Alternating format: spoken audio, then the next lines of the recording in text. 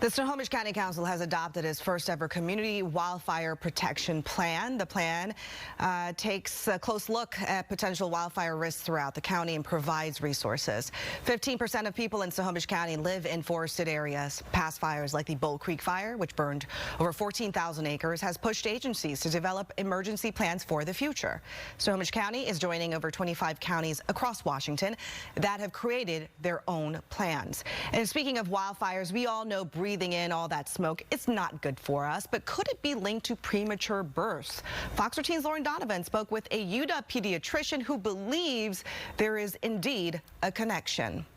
We're seeing increasing severity of wildfire smoke, and we're seeing increasing sort of duration, so, many days in a row. University of Washington pediatrician Dr. Catherine Carr has devoted her life to studying the relationship between environmental exposures and children's health outcomes. More recently, my research group has begun to focus and hone in on wildfire smoke because it's been less well studied. But it's hard to ignore wildfire smoke when you live in the Pacific Northwest because it's a really important issue, and I think we've all experienced the reality of increasing impacts in our region. Last summer, skies above Seattle turned orange as the wildfire haze set in.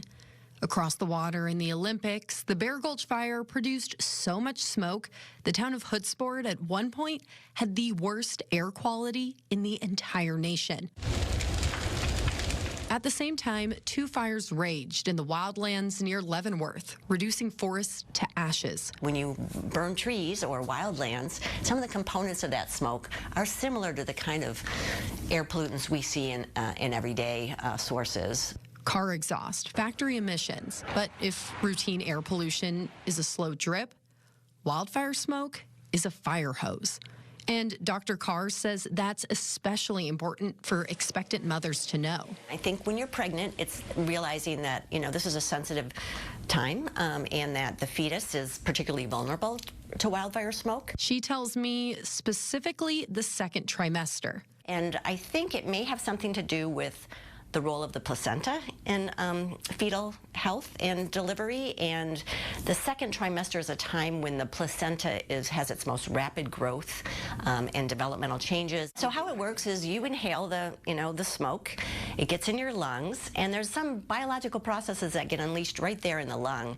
That spills over into the bloodstream and can travel to organs, including the placenta. After studying over 20,000 mothers-to-be across the entire United States, they discovered for every small increase in wildfire exposure during pregnancy, the risk of preterm birth rose 7%. And unfortunately for us in the West, but perhaps maybe not surprisingly, what we know that we tend to have more intense and higher exposures to wildfire smoke in the West.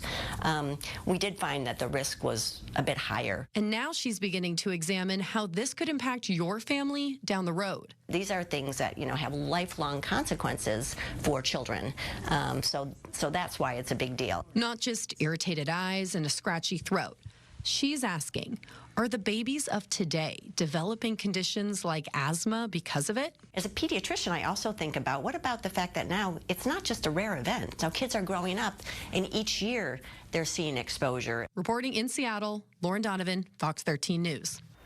For other suggestions to protect yourself and loved ones from wildfire smoke, we've got a list of suggestions from Dr. Carr. You can find those on our website at fox13seattle.com.